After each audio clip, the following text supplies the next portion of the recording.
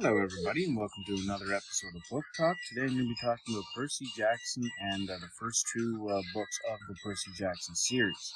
I've read them both, and I've seen the entire first season of the show on Disney Plus, Percy Jackson and the Olympians. So I'm just going to be going over the book and kind of pointing out the similarities and differences between the book and the television show. So I know that it's been about 65 days since my last video, but I'm going to be trying to do at least 2 videos a week. I know that I said that in my last video, but it was getting close to Christmas and it just wasn't possible, but now it is.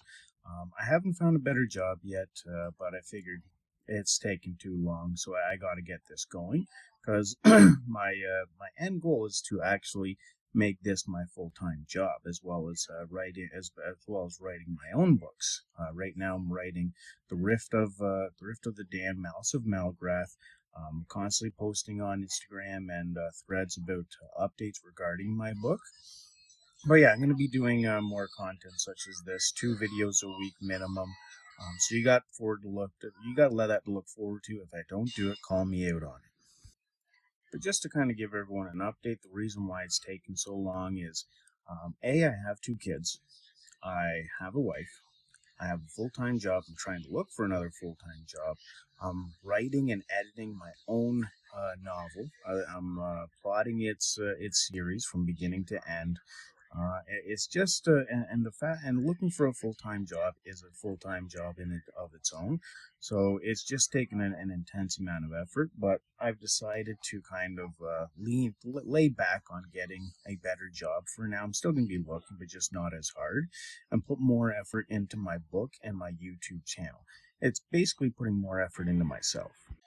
But while I've been off, I've been reading books and writing down notes about those books, so that when I do start doing content again, I actually know what I'm talking about. So while I'm doing this review, you're going to see me looking at my computer a lot.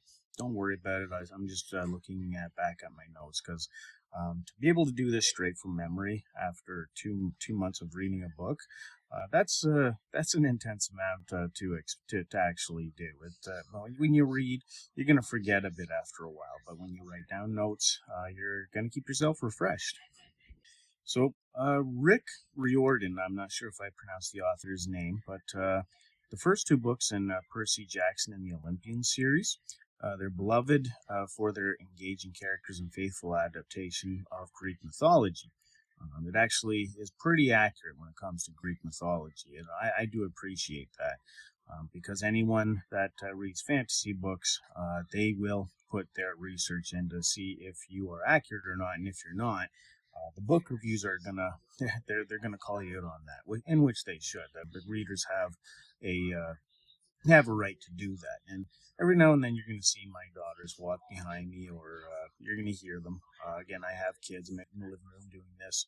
But the Disney show, it successfully mirrors in many positive ways the books, and both books and the show offer thrilling, fast-paced adventures that are highly praised by fans for their charming wit. The book and the show, they move at a pretty quick pace, and the reason for that is they're not actually designed for adults. Even though adults read them and love them, they're more designed for anyone 12 years old or older. I guess younger people can read it as well, 10 years old, but it's basically meant for juveniles. And if you write a book and it kind of goes slowly, you're not, and you release it for juveniles, it's not going to be successful. So we're going to get into The Lightning Thief. This book is celebrated for introducing readers to a world where Greek myths are modern reality. Following Percy's discovery of his demigod status and his quest to prevent war among the gods, the core story and the characters, the show is largely faithful to the main arc of the book, and including the central quest to find Zeus's master Thunderbolt. Not Storybolt. The trio of Percy, Annabeth, and Grover are excellent, with the actors embodying the characters' core personality traits and developing a great chemistry that is true to the spirit of the books. Some people don't like Annabeth because, when the book explains Annabeth as your typical California girl, and the actress that plays Annabeth doesn't look like your typical California girl. However, she she does get the quirk personality correct, in my opinion. She's a little bit too angry when it comes to Annabeth. Annabeth, she doesn't seem that like the actress plays her like the world owes her something. She's angry at the world. The world constantly lets her down, and that's not how I read Annabeth when it comes to the book. Annabeth had attitude, but she wasn't what I'd call angry. So now I'm just going to get into the mythological monsters and settings. The depictions of the mythological monsters and locations, such as the fight with Medusa and the confrontation at the Gateway Arch, are brought to life with impressive CGI and art direction that align well with the imagined that's sparked by the novels. So they did that very well.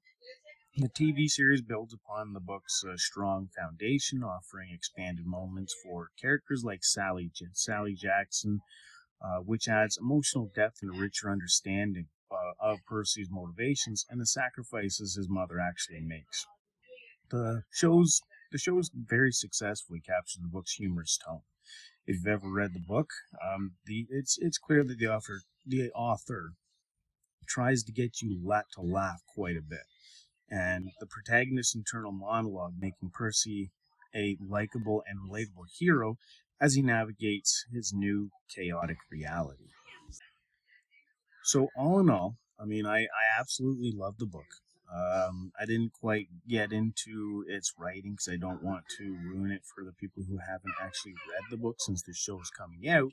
I imagine there's a few people that want to read the book that haven't, that have only seen the show.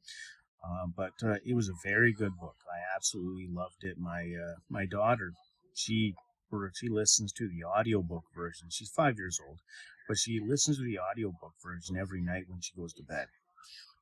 And I just got her the second book in the audiobook format for her, so I imagine she's going to move on and love that one too. But my daughter, who just walked by me, she has made me promise I won't watch the show without her. So I'm not even allowed to watch the show unless she's with me. Now, when it comes to the second book is praised for the continuing adventures and the world building as Percy and his friends journey into the Bermuda Triangle to find the Golden Fleece and save the half Blood's borders.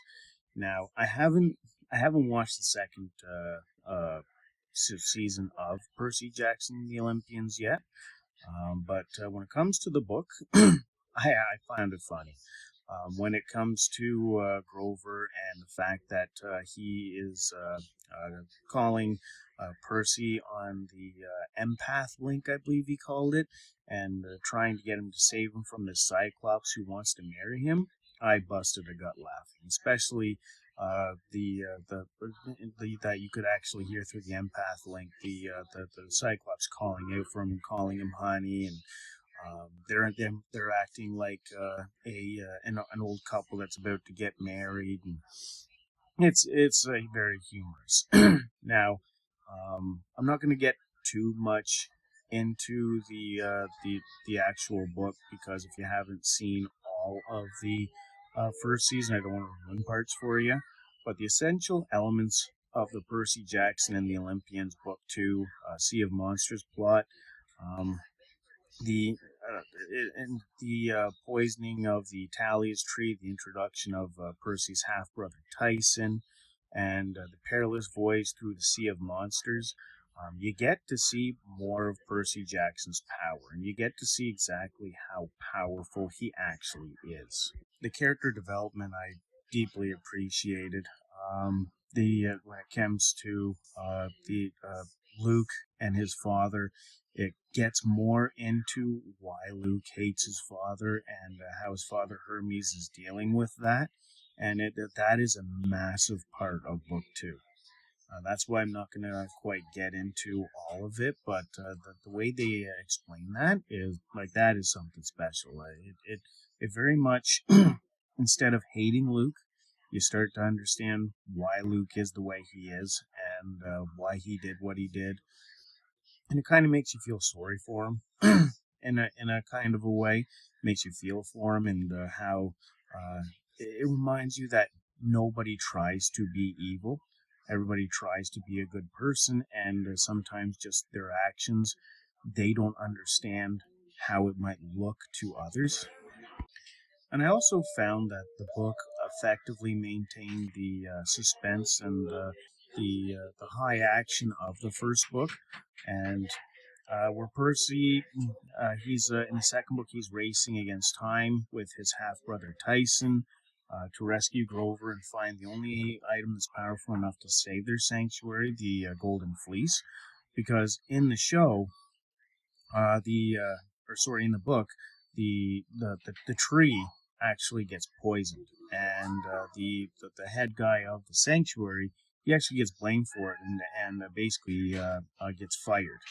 And this new person ends up taking charge of the sanctuary and does a terrible job. You can tell that the new person who takes charge of it, he enjoys chaos, he enjoys violence, he tries to get people to basically be as violent as possible without killing each other. But he even states, if you kill somebody, you basically don't get any treats for a week. That will be your punishment, which is basically a slap on the wrist, and basically tells people, I'm totally okay with you killing each other. But when the tree is poisoned, it basically makes it so that monsters can now start to come into the sanctuary. They can start to invade it, so they start getting attacked more frequently. And not only that, but the border patrols, the person who's in charge, he stops the border patrols, and the only ones that do them are the ones that are actually faithful to the sanctuary. Some people voluntarily keep up the border patrols, but this golden fleece is supposed to be powerful enough to save the tree. And it actually has a very surprising ending as well. And it seems like, because I've only read the first two books, and the way the second book ends, it seems like a new powerful character gets introduced. Somebody who's one of the Forbidden Four, I believe it is. But they're one of the Forbidden Four, and it gets introduced in the book. I'm not sure about the show. Again, I haven't even watched an episode of the show, but it's very well done. But what I've heard about the show is the author Rick Riordan had direct involvement as a creative force. So, I'm assuming that with that being the case, that it's going to be a very faithful adaptation of the book. But I have seen kind of reviews of people feeling like it's a redux version of the book rather than an entirely different story. So it seems like the core themes and the core relationship do remain authentic. Basically, from what I'm reading from reviews I'm seeing online. But that's it. That's this episode of Book Talk. So let me know what you think. Hit like, subscribe, comment. I'll reply to every single comment. And again, I'm going to try and do at least 2 episodes a week. If I don't keep up with that, feel free to call me out, whether it's on Threads, whether it's on Instagram. I don't really use Twitter anymore just because that they did a shadow ban. And so that's it, and I will see you on the next one. Next time I'll probably be reviewing Wheel of Time, books 1 through 13.